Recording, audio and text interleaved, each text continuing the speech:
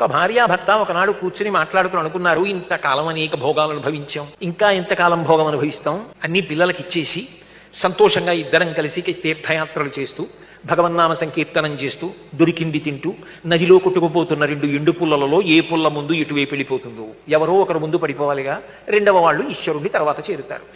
రా, ఇక మన ఇద్దరం కూడా ఈశ్వరాభిముఖ్యాన్ని పొందుదామని చెప్పి చెయ్యి పట్టుకుని వెళ్ళిపోతున్నారు. ఆవిడంది, లోకంలో ధర్మం అన్న మాట ఒకటి ఉంది కదా, భర్త గారు ముందు నడవాలి, భార్య వెనక నడవాలి, అందుకని ఒక్క 2 అడుగులు ముందు మీరు నడవండి. ఆయన నడుస్తున్నాడు, వెనక ఆమె నడుస్తోంది. ఆయన నడిచి వెడుతుండగా ఆయనకు బంగారు గొలుసు ఒకటి అక్కడ కనపడింది.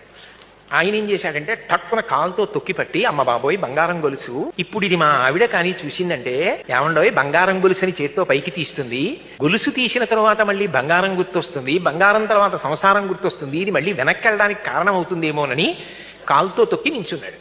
ఆవిడంది, ఆగిపోయారేం, ముందుకెళ్ళండి అంది. ఆయన అన్నాడు, లేదులే వస్తున్నాను, ఒక్క అడుగు నడు అన్నాడు. ఎందుకంటే ఆవిడ ముందుకు వెళ్ళిపోతే కాలు తీసేసి వెళ్ళిపోదాం, ఇక చూడదని. ఆవిడంది, ఇంకా మీకు బంగారం గొలుసు కనపడుతోందా? కలిసి నడిచినా, ఆయన ముందు నడిచినా, ఆమె 2 అడుగులు వెనక నడిచినా ఎవరు పండుతున్నారు? ఆ పండడం చేత కానప్పుడు ఇంకా ఆవిడ మీద అనుమానం, నిజానికి ఆవిడే పండుతున్న ఆయన కాదు. ప్రస్థానం ఇద్దరూ సమానంగా చెయ్యగలగాలి, లోపల సమానంగా పండాలి, అందుకు పరిణయం.